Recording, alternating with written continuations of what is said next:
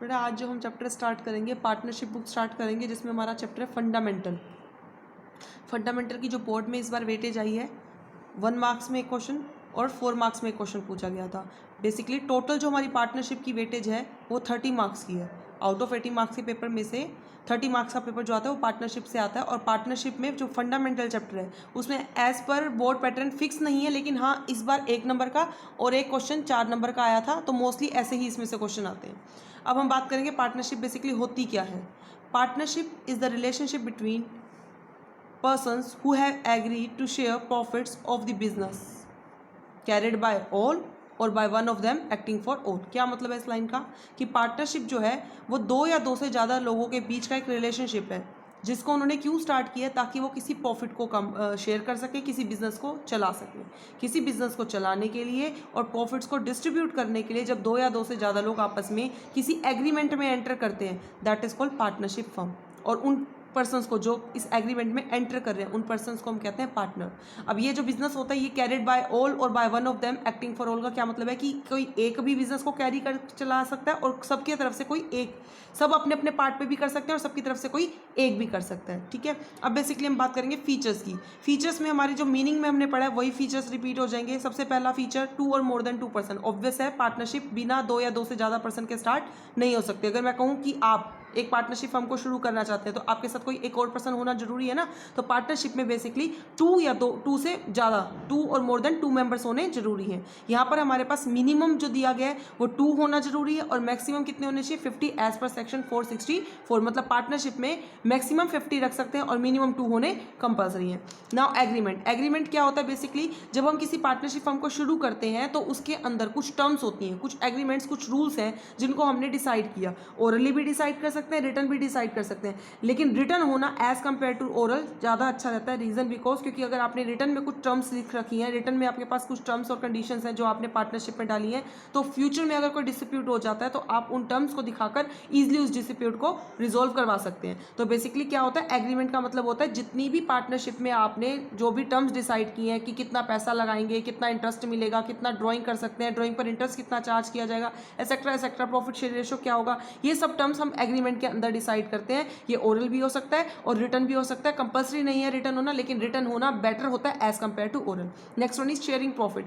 जो भी business firm चलाई जा रही है उसका एम जो है वो क्या होना चाहिए, मस्ट बी शेयरिंग प्रॉफिट। मतलब अगर मान लीजिए 2 और मोर देन 2 पर्सन आपस में ज्वाइन करते हैं, लेकिन किसी बिजनेस को चलाने के लिए नहीं बल्कि किसी चैरिटेबल ट्रस्ट को चलाने के लिए आपस में जुड़े हैं, ठीक है, तो वो हमारा पार्टनरशिप फर्म नहीं है। उसमें जुड़ने वाले मेंबर्स पार्टनर्स नहीं है, क्योंकि पार्टनरशिप की जो थर्ड फीचर है वो क्या है, प्रॉफिट शेयर करना। उनका मोटिव क्या होना चाहिए, प्रॉफिट शेयर करना और किसी ऐसे बिजनेस को चलाना जो लीगल हो और जिसमें रेगुलर बेसिस एक्टिविटीज हो रही है। फॉर एग्जाम्पल मैं कहूँ कि 2 या 2 से ज़्यादा दोस्त आपस में मिलकर क्या करते हैं, कुछ पैसा लगाते हैं और एक प्रॉपर्टी खरीद लेते हैं और 1 साल के बाद उस प्रॉपर्टी को बेचकर कुछ पैसा कमा के आपस में उसको प्रॉफिट को डिस्ट्रीब्यूट कर रहे हैं, तो क्या वो पार्टनर्स है? नो। क्या वो फर्म पार्टनरशिप फर्म है? नो, वो फर्म ही नहीं है। रीजन बिकॉज क्योंकि उन्होंने वन टाइम एक्टिविटी की है, पैसा लगाया और बस उसको बेचकर प्रॉफिट कमा लिया।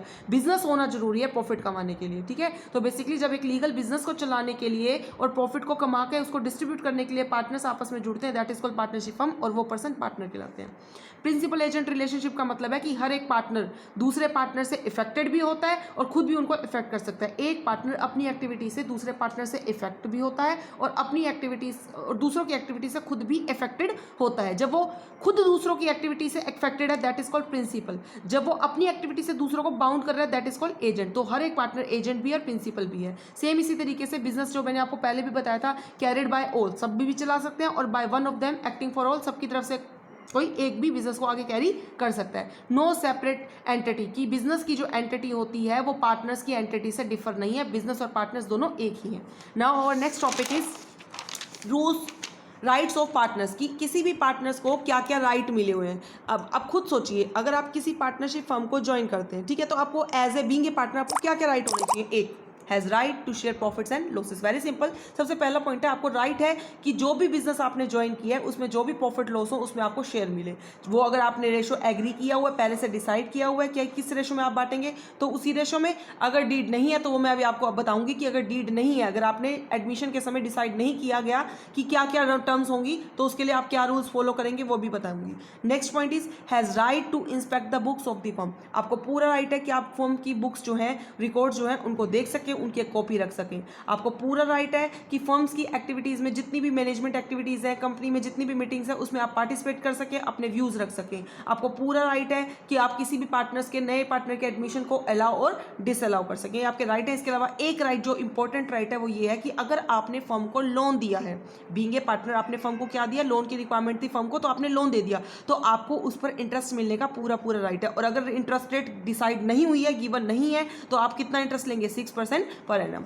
Now partnership deed, most important question that one is कि डीड होती क्या है। अभी हमने डिस्कस किया था कि जब दो या दो से ज़्यादा लोग आपस में जुड़ते हैं किसी बिजनेस को चलाने के लिए, प्रॉफिट को डिस्ट्रीब्यूट करने के लिए, तो कुछ टर्म्स डिसाइड करते हैं। इन टर्म्स को हम क्या करते हैं, ओरली भी डिसाइड कर सकते हैं और रिटर्न में भी लिख सकते हैं। तो बेसिकली जब आप इन टर्म्स को लिख लेते हैं किसी पीस ऑफ पेपर पे, that is called partnership deed. तो पार्टनरशिप डीड क्या है, एक रिटर्न एग्रीमेंट है, एक रिटर्न डॉक्यूमेंट है जो कंटेन करता है कि बिजनेस में जो डीड में जितने भी मेंबर्स एडमिट हुए, जितने भी पार्टनर्स फर्म में जुड़े हैं, उनको क्या क्या टर्म्स फॉलो करनी होगी, क्या क्या उन पर रूल्स और क्या क्या रूल्स और क्या क्या टर्म्स होंगी, वो इस पार्टनरशिप फर्म के अंदर वो सारी कुछ इसके अंदर डिसाइड कर दी जाती है। नाउ क्या क्या पॉइंट्स होंगे पार्टनरशिप डीड के अंदर। First one is name and address of the firm, second one is name and address of the partners, nature of the business कि किस तरह का बिजनेस है, किस तरह का नेचर है बिजनेस का, प्रॉफिट शेयरिंग रेशो क्या होगा उनके बीच, कितनी कैपिटल लगानी होगी, कैपिटल पे इंटरेस्ट कितना मिलेगा, कितना पर्सनल यूज के लिए पैसा विड्रॉ कर सकते हैं, उस पर ड्राइंग पे इंटरेस्ट कितना लगेगा,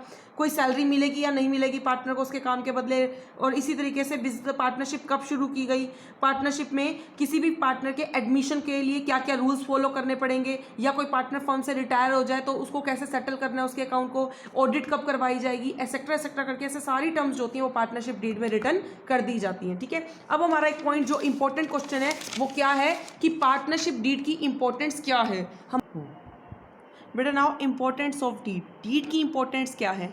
अभी हमने डिस्कस किया था कि डीड क्यों बनाते हैं, ताकि फ्यूचर में कोई भी कोई डिस्प्यूट हो जाए, कोई मिसअंडरस्टैंडिंग हो जाए तो उसको क्लियर कर सके, क्योंकि हमारे पास रिटन एग्रीमेंट है तो उसको शो करके हम कोई भी डिस्प्यूट को रिजॉल्व करवा सकते हैं। सेम इसी तरीके से जो भी हमारे राइट्स हैं, जो भी हमारी ड्यूटीज़ हैं, लाइबिलिटीज़ हैं, वो सब के सब किसमें लिखी होंगी, डीड के अंदर मेंशन होंगी कि हमें क्या क्या राइट्स हैं और क्या क्या हमारी ड्यूटीज़ हैं। सेम इसी तरीके से हमें लीगल एविडेंस के तौर पे भी अपनी पार्टनरशिप डीड के एग्रीमेंट को शो कर सकते हैं। Now important question, rules applicable in the absence of deed. मैंने अभी आपको बताया अगर डीड नहीं बनाते हम, मान लीजिए दो या दो से ज़्यादा लोग आपस में जुड़ते हैं, वो बहुत अच्छे फ्रेंड हैं, उन्होंने बिजनेस शुरू करते समय डिसाइड नहीं किया कुछ भी, बस बिजनेस शुरू कर दिया, ठीक है, तो कोई टर्म्स नहीं बस डिसाइड करी, तो उस केस में अगर फ्यूचर में मान लीजिए अच्छा प्रॉफिट होने के बाद, काफ़ी अच्छा प्रॉफिट कमा लिया, अब उनके बीच डिस्प्यूट होने लगे कि मैं ज़्यादा लूँ या मैं लूँ, तो इस केस में ऐसे डिस्प्यूट को हम कैसे रिजॉल्व करेंगे। देखिए इस केस में क्या क्या रूल्स अप्लीकेबल होंगे। फर्स्ट, प्रॉफिट शेयर रेशो क्या होगा, इक्वल होगा। Second, no interest on capital. Third, no interest on drawing, no salary, no commission, और बिना किसी पार्टनर्स की, बाकी सभी पार्टनर्स की सहमति के दूसरे पार्टनर्स को एडमिशन नहीं मिलेगा। कोई नया पार्टनर तब तक नहीं आ सकता जब तक कि बाकी पार्टनर्स एग्री ना कर दें। सेम इसी तरीके से लोन पे इंटरेस्ट, चाहे आपने कोई भी मर्जी रेट आपको मार्केट में मिल रही थी, लेकिन आपने अगर फर्म को लोन दिया तो आपको सिर्फ कितना इंटरेस्ट मिलेगा, 6% ही मिलेगा, क्योंकि डीड में हमने रिटर्न एग्रीमेंट नहीं बनाया था, डीड में हमने डिसाइड नहीं किया था। Has right to participate conduct in the business, business को चलाने का पूरा राइट है, बिजनेस की बुक्स को देखने का, उनकी कॉपी लेने का भी पूरा राइट है। मैं इसको एक एग्जांपल से समझाती हूँ। मान लीजिए ए बी दो पार्टनर्स हैं, ठीक है, उन्होंने दोनों बहुत अच्छे फ्रेंड्स हैं, उन्होंने बिजनेस शुरू किया और आफ्टर 2 ईयर्स उनको काफ़ी अच्छी प्रॉफिट्स हुए। अब वो सोच रहे हैं कि मैं ए ने कहा कि मैंने ज़्यादा पैसा लगाया था, ज़्यादा कैपिटल लगाई थी तो मुझे ज़्यादा प्रॉफिट मिले, लेकिन बी इस पर एग्री नहीं हो रहा, तो हम क्या डिसीजन देंगे उस केस में, हम क्या रूल्स एप्लीकेबल करेंगे। एक, दोनों के बीच प्रॉफिट शेयरिंग रेशो क्या होगा, इक्वल होगा, मतलब जितना भी प्रॉफिट हुआ आधा आधा दोनों में बांट दिया जाएगा, लॉस हो तो भी आधा आधा बांट दिया जाएगा। फिर जितनी मर्जी उन्होंने कैपिटल लगाई हो, किसी भी तरह का कोई इंटरेस्ट कैपिटल पे नहीं दिया जाएगा। जितना भी उन्होंने पैसा बिजनेस में से विड्रॉ किया उस पर किसी तरह का कोई इंटरेस्ट चार्ज नहीं किया जाएगा। किसी पार्टनर ने मान लीजिए कुछ एक्स्ट्रा काम कर दिया फर्म के अंदर, मान लीजिए फर्म में किसी एक पार्टनर ने ज़्यादा टाइम दे दिया, डिवोट कर दिया, किसी काम को कर दिया, तो उसके बदले उसको कोई सैलरी, कोई कमीशन, कोई रेमुनरेशन नहीं दिया जाएगा। बिना वो किसी भी पार्टनर्स की सहमति के कोई नया पार्टनर फर्म में वैसे भी एडमिट नहीं हो सकता। एंड इंटरेस्ट ऑन लोन, जो आपने लोन दिया है फर्म में, मान लीजिए ए ने, फर्म को रिक्वायरमेंट थी तो लोन दे दिया, तो वो लोन पे सिर्फ और सिर्फ कितना इंटरेस्ट लेगा, 6%। जब डीड नहीं है उस केस में, अगर डीड है उसमें डिसाइड किया गया तो उतना, अदरवाइज 6%। और सभी पार्टनर्स को राइट है फर्म की बुक्स को इंस्पेक्ट कर सकें और फर्म की बुक्स की एक कॉपी भी रख सकें। बिजनेस को कंडक्ट करने में, मीटिंग्स में पार्टिसिपेट करने का भी सभी पार्टनर्स को पूरा इक्वली राइट है।